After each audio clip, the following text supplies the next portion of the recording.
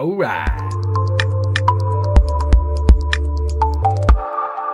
What's going on, everybody? In this video, we're talking about whether or not it's a smart move to get emotionally attached to the silver and gold that you might be buying for your future investments. I know some of you might have an opinion on it already before we even dive into the topic, so make use of that comment section down below. So what we have before us here, we've got some generic Sunshine Mint rounds. We've got a Garsopa bar, which is a historical piece of silver here. We've got some generic plain rounds. We've got another generic plain round here. We've got a whole bunch of stuff. We got some Perth Mint rounds. We got a American Eagle from the WTC site. We got a lot of fun stuff here.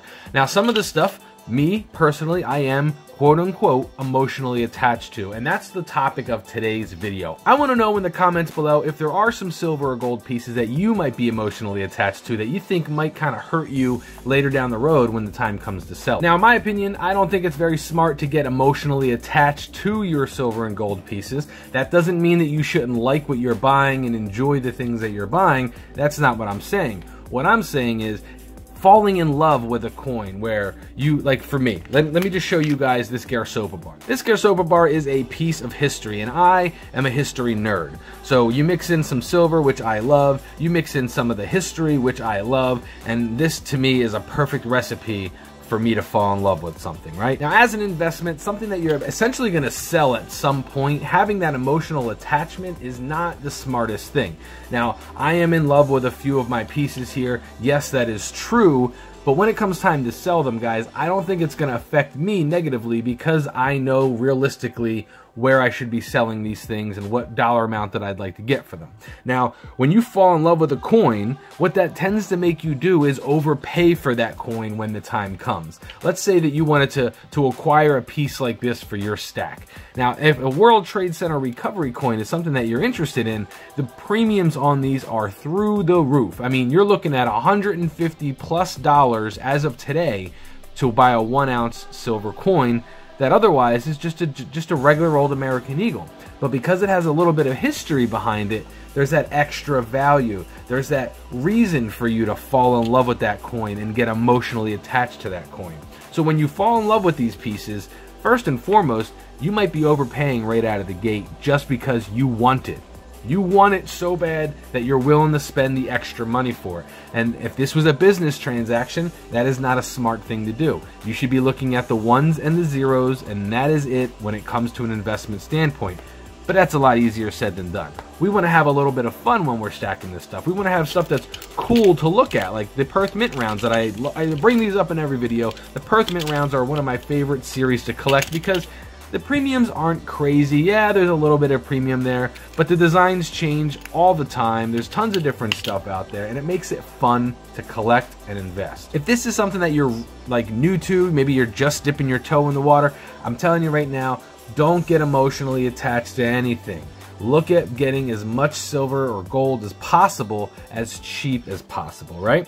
Now, if you really, really, really want a coin, you might buy it when it's not fiscally responsible, right? Maybe you have some bills that you need to take care of. Maybe your credit card isn't paid off and you see, you know, a bar like the Garsopa come out. It's a limited run. There's only so many of them. You got that scarcity. You know, you want it so bad that you're willing to spend the money right now for it. Maybe even use your credit card to buy that when you should not do that. Now, that's something that I see a lot of people do, using credit cards to buy silver and gold, which is like a big no-no. Unless you're paying off that card immediately, maybe you're getting some cash back and it brings down your overall cost. That's a smart thing to do, but you better be paying that card off immediately. So when you fall in love with a coin, or you really, really, really want a coin because it just hits you in so many fun ways, you might overpay for it. You might be buying that piece when you shouldn't be buying that piece. Perhaps spot price is up when you know it's typically down. Like, spot may jump up one day $1 or $2, and then you're willing to spend the money today just because you want that coin right now. My opinion, guys, pump the brakes. Wait a little bit. You know spot price. You know, if you're paying attention, you know where it should be, where it could be, where it's going to be, the roundabout price. And if you're starting to see the price go up, you know, maybe you wait a little bit before you buy the piece that you want. Okay? The piece that you want is not necessarily the piece that you need. Now, silver is silver. You melt all this stuff down, you melt this guy down, you melt this guy down, and guess what? They look identical. Nobody can tell the difference. So silver is silver at the end of the day, right? Do you need silver? I think you do. I think everybody should be stacking silver. It's a hedge against hyperinflation. You know, it's a hedge against the dollar. So yeah, everybody should have a little bit of silver and gold stacked away. But do you need silver like this? Do you need silver like this?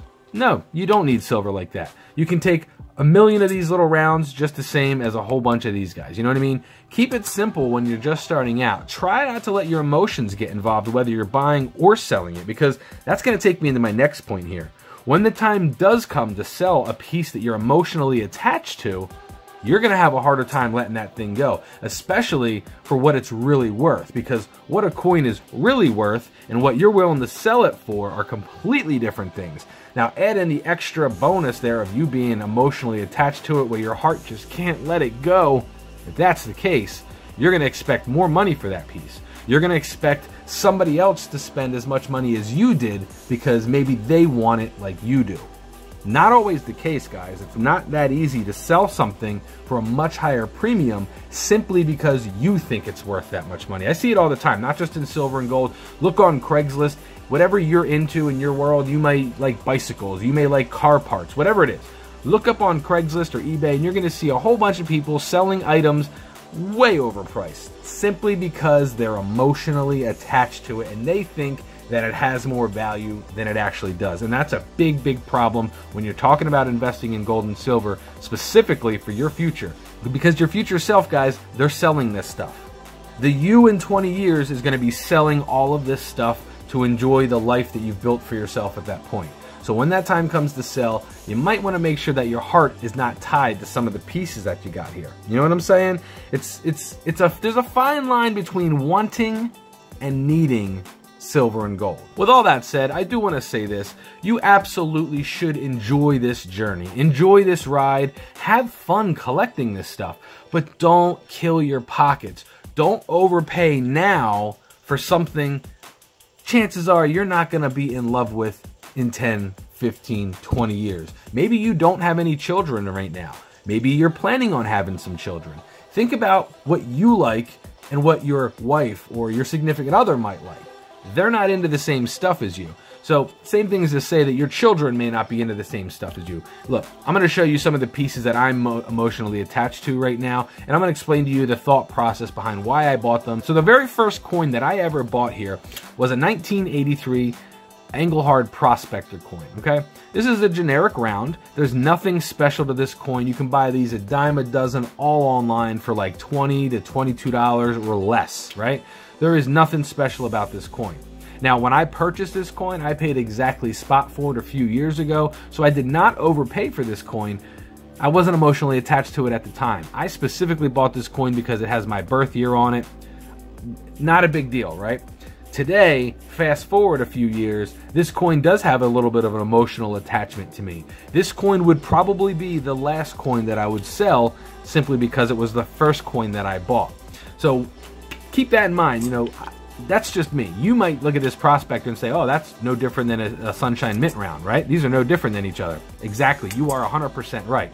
But to me, because I'm a little emotionally attached to this coin, it's not for sale. In my eyes, you couldn't put a dollar value on this. Okay, I agree. I lie a little bit. You give me $50, you can have it. You know what I'm saying? But at the end of the day, you get what I'm saying here. This coin to most is just an American Prospector silver round. To me, it's the very first piece of silver that I bought. It's the silver coin that started this journey into looking at my future in a different way. You know, I was a 20-something-year-old guy who really had no clue, no desire, nothing to do with future savings, the future me. And I saw what happened in the stock market, I saw what happened in my 401k, and I went down this road of buying silver and gold, and I haven't looked back, guys. I haven't thought twice about what I've done. You know, I've seen the profit throughout the years of everything that I've done, and the fact that this is all a liquid savings to me, that at any point I can dip in and out of this, makes it all the more attractive, right? Now let me show you guys another piece that I'm a little emotionally attached to. This here is a World Trade Center Recovery Ground Zero coin, right? This coin has an emotional attachment to me for a multitude of reasons. You know, I was in high school when this happened. I remember watching everything happen on TV, and it just was something that stuck with me. Those of us that were old enough to remember it and understand is the key point. Those of us that are old enough to understand what was actually happening back then, you might have an emotional attachment to a coin like this. it's not just a coin to me. This is history. This is a piece of American history that I own. And for me, that bears, you know, it makes me want to hold on to that more. So like the Prospector, this is a coin that will be one of the last coins that I ever sell. Simply because it's not just a coin. It's a piece of American history. It's a piece of my history. You know, my emotions are definitely tied up in a coin like this. So when the time comes to sell it, maybe I'm going to ask a little bit more, thinking that somebody else will spend the same amount of money, right? Maybe I'll expect somebody else to be in love with the history and the story as well as the silver in the case, right? Fast forward 15, 20, 30 years, how many people are even going to understand or even care about what happened in New York on 9/11? Very few people. Look at our history from where we are now and the things that have happened in our past and how quickly we as a society forget about things. And that to me is why something like this has that emotional attachment. It has a story. And it makes it harder to sell when the time comes to sell. And again, we're going to take one more look here at the Garsopa bar. Now this bar, again, guys, a little bit of emotional attachment for me because it has to do with World War II. This is a piece of American history. This is a piece of world history. Okay, this silver sat underneath the Atlantic Ocean for however many years from World War II when it was sank by a German U-boat. That is very cool. Again, this is going to be one of those pieces that I probably might lose money on, but it has an emotional attachment to me. Now, right now, I could sell this coin for 3 times what I paid for it when I got it. That's a good deal. That's a good transaction, if you ask me. So technically, I should be selling this, right? I should be willing to let this go to maybe buy more silver. I can turn 10 ounces of silver here into 20 or 30 ounces of silver if we're talking about generic rounds. But to me, right now, I have an emotional attachment to this, which makes it very hard for me to want to part with that. And the reason why I'm not parting with it is because I don't need to.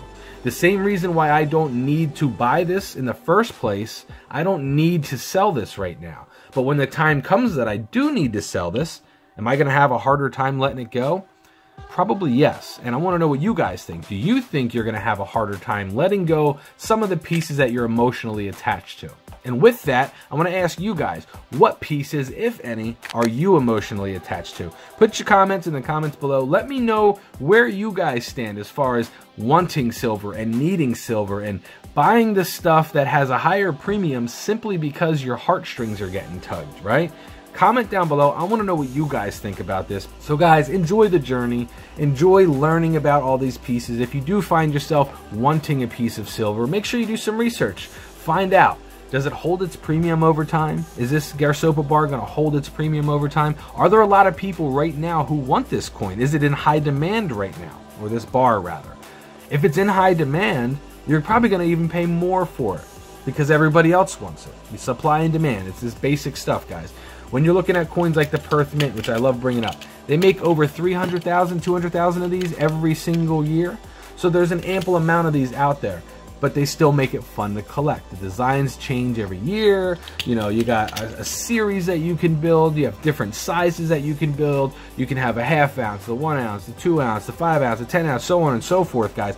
So there are ways that you can still enjoy the ride, enjoy the journey, and not get emotionally attached to pieces. But at the end of the day, I want you to remember why you started stacking in the first place. Remember the reason why you're buying this stuff in the first place. This isn't an art collection. It's not going to be an art gallery. This is an investment for your future or your loved one's future. And if you can remember that and you can have fun along the way, you can learn some stuff, you can find some good deals, you can do what you got to do to make this as enjoyable as an adventure as possible. But just don't forget, guys, this is for your future, and your emotions don't play 20 years down the road. When the time comes to sell, your emotions aren't going to play. All right, guys, that's it. I'll talk to you again real soon. Peace out, YouTube.